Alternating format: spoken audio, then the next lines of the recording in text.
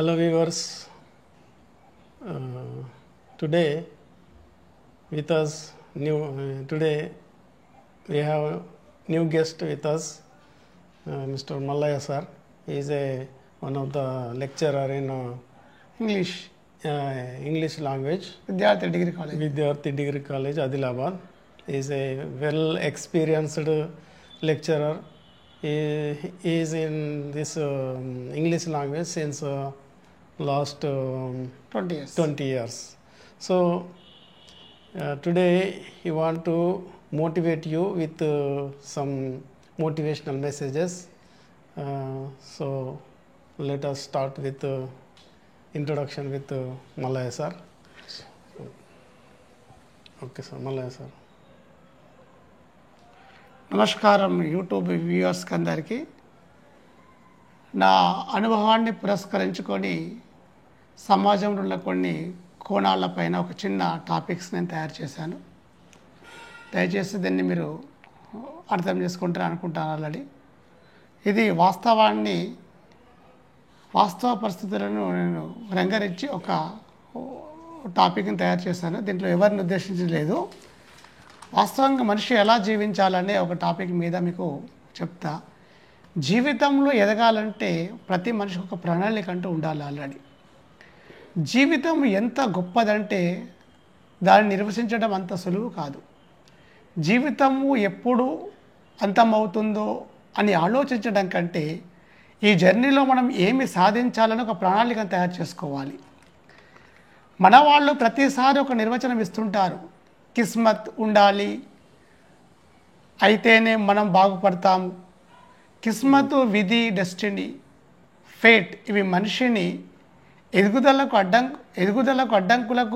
అడ్డంకులుగా మారే అవకాశం కొన్నిసార్లు లేకపోవచ్చును. ఆల్రెడీ పిల్లలకు చిన్నప్పటి నుంచి positive thinking, reality, facts, discipline గురించి నూరిపోస్తే వాళ్ళలో నైమిషారణ్యంలో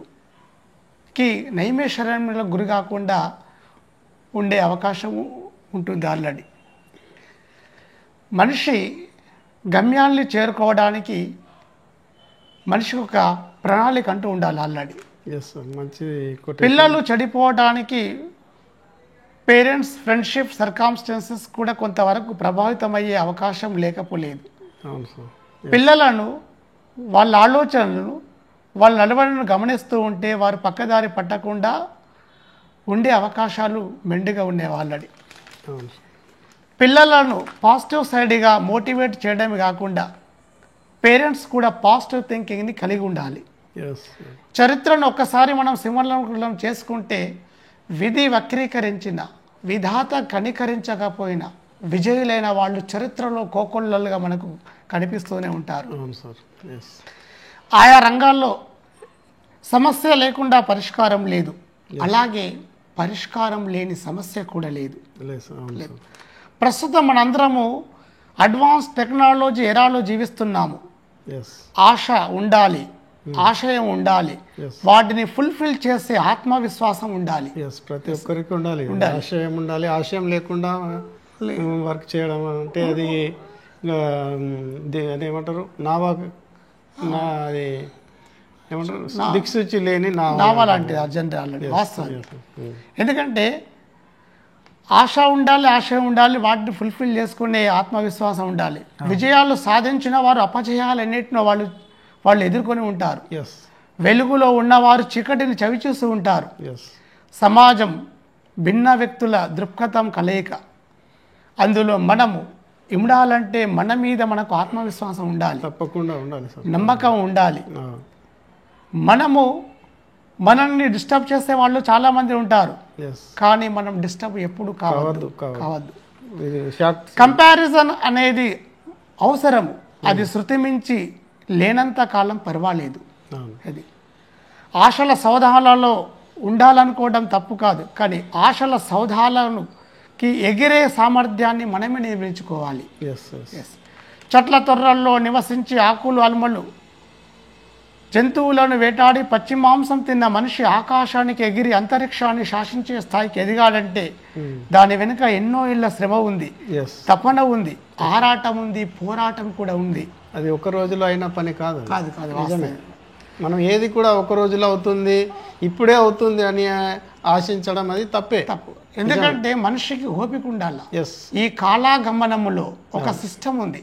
ఆ సిస్టానికి మనం అనుగుణంగా ఉంటే మనం 100% విజయాలు సాధించడానికి ఆస్కారం ఉంటుంది. తప్పకుండా సార్. ఎస్. ఏ మనిషి చెడ్డవాడు కాదు, ఏ మనిషి మంచివాడు కాదు. ఆయా పరిస్థితులు మనుషుల ఆలోచనలు చెడ్డ వాళ్ళుగా మంచి వాళ్ళుగా తయారు చేస్తాయి. చెడు వాళ్ళని మనం గమనించి మంచి మార్గంలో ప్రయాణించినట్టు మనం చూడాలి. వాళ్ళకి మనకు సహకారం అందించాలి. మంచితనం సంబంధించి జీవితం ఎంత గొప్పదంటే స్వీకరించే వాడిని బట్టి ఉంటుంది అది. మన రిసీవ్ చేసే వాళ్ళ మన జీవితం అనేది ఆధారపడి ఉంటుంది. మనం ఏ విధంగా రిసీవ్ చేసుకుంటున్నాం అనేది మన మీద బట్టి జీవితం అనేది ఆధారపడి ఉంటుంది. అంటే ఎట్లా అంటే positive receive and negative receive అంటే అర్థం చేసుకోవడంలో ఉంది. మనం ఏదైనా మాట్లాడేటప్పుడు కానీ మన ప్రవర్తనలో కానీ ఏదైనా కానీ ఎదుటివారు రిసీవ్ చేసే విధానంలోనే మన యొక్క లైఫ్ అనేది ఆధారపడింది. ఎస్.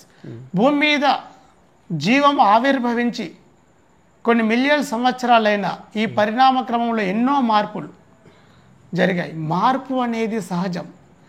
దానిని స్వీకరించడానికి మనం ఎప్పుడు సిద్ధంగా ఉండాలి. ఎస్, మార్పు అనేది నిజమే. సార్ చెప్పినట్టుగా ఈ ప్రతిదీ కూడా ఇప్పుడు రెవల్యూషన్ అంటాం, మార్పు, చేంజ్, ప్రతిదీ కూడా అంటే ఇప్పుడున్నది ఇట్లాగే ఉండదు, ఎప్పుడు కూడా మారుతూ ఉంటుంది ప్రపంచం అంతా కూడా. కాబట్టి మార్పుకు అనుగుణంగా ప్రతి ఒక్కరూ మారడానికి సిద్ధంగా ఉండాలి. ఎస్. నూతనత్వాన్ని ఆస్వాదించే దృక్పథాన్ని ఏర్పరచుకోవాలి. వయసు మళ్ళిన వాళ్ళు మా కాలం మంచిదంటారు. అలా అలా అలా ఉండాలి, ఇలా ఉండాలి అని కొన్ని వాళ్ళు చెప్తూ ఉంటారు. కానీ అన్ని కాలాలు చాలా మంచివి. అప్పుడు బ్లాక్ అండ్ వైట్ సినిమాలు చూసేవాళ్ళు ఇప్పుడు డిజిటల్ సౌండ్స్లో మూవీస్ చూస్తున్నారు. అప్పుడు అది గొప్పది, ఇప్పుడు ఇది గొప్పది. అందులోనే ఇప్పుడు ఏదైనా కానీ మనకు పాత ఏవైతే అందులో పాత ఆచారాల్లో ఏవైతే మంచి ఉన్నాయో వాటిని పట్టుకొని నడవాలి. అదేవిధంగా కొత్త వాటిని కూడా స్వీకరించుకోవాలి. అవి కూడా మంచివే, ఇవి కూడా మంచివే. అది మనిషికి ఎన్నో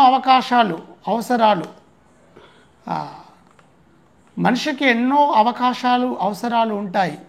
కానీ మనిషి ఆలోచనలో మార్పులు చేస్తాయి. మనిషి లోపల మనిషికి ఎన్నో అవసరాలు ఉంటాయి, ఎన్నో ఆలోచనలు ఉంటాయి. ఈ అవసరాలే మనిషిలో మార్పును తీసుకొస్తుంటాయి. ఎదగటం గొప్ప కాదు, ఒదిగి ఉండటం గొప్ప. పక్క వాళ్ళలో నెగటివిటీ చూడటం గొప్ప కాదు, వాళ్ళలో కొంత మంచితనాన్ని చూడండి. కొంత పాజిటివిటీని చూడటం చాలా గొప్ప, చాలా ఉత్తమంగా ఉంటుంది. డబ్బు, ఆస్తి, హోదా మనుషులు అహం పెంచడానికి కొన్నిసార్లు కారణం కావచ్చు. తనకన్నా తక్కువ స్థాయిలో ఉన్న వాళ్ళపైన ఆధిపత్యం చేయాలనుకోవడం కూడా కొన్నిసార్లు కావచ్చు. సమాజంలో అందరూ అలా ఉంటారని అనుకోవడం లేదు.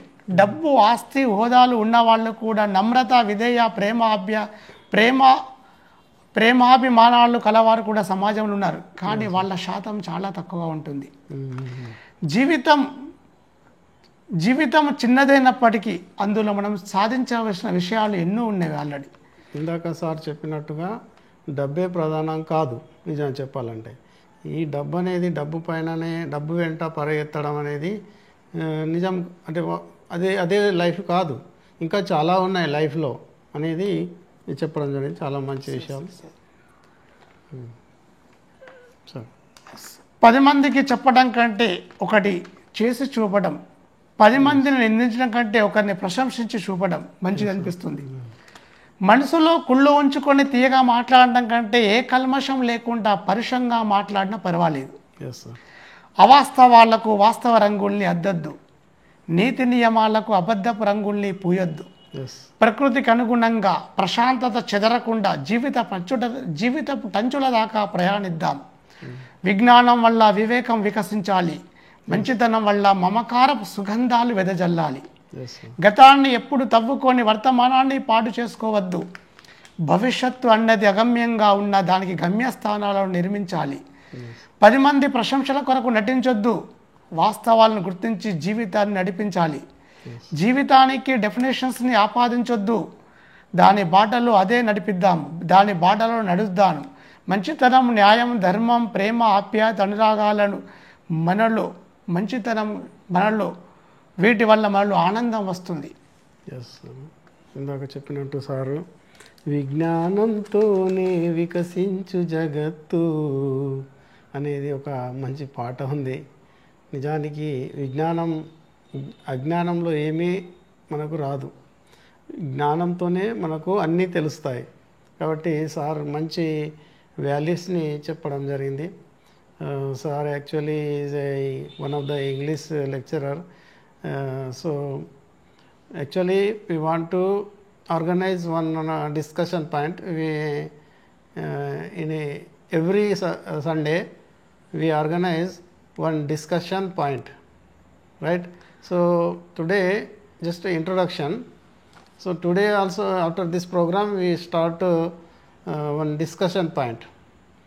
If anybody want to participate in this discussion, please leave your comment.